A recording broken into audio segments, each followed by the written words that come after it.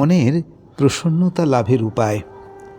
মনঃ প্রসাদ সৌমত্যং মৌনম আত্মবিনিগ্রহ ভাব সংশুদ্ধি ইতি এতৎ তপোমানসম উচ্যতে। অর্থাৎ মনের প্রসন্নতা, অক্রূরতা, মননশীলতা বা মৌনতা, মনসংযম এবং ভাবশুদ্ধি বা ব্যবহার, অকপট ভাব, এগুলিকেই বলা হয় মানসিক তপস্যা। মনের প্রসন্নতা বলতে মন চিত্তের স্থায়ী প্রসন্নতাকে বলে। দুরাচারী দুর্বৃত্তের সঙ্গে সম্পর্ক ছিন্ন করলেই মনের প্রসন্নতা আসে।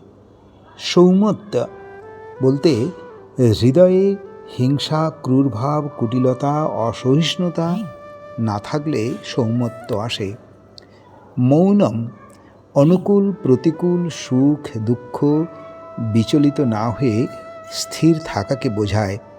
শাস্ত্র মহাপুরুষের আদর্শ মনন করে স্থির থাকাই হলো মৌনম।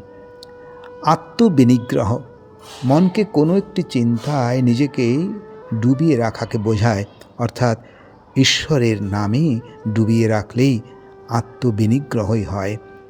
ভাব সংশুদ্ধি এর অর্থ হলো যেভাবে বা ভাবনায় নিজ স্বার্থ বা অহংভাব না রেখে অপরের মঙ্গল কামনা করলে ভাবশুদ্ধি বোঝায়।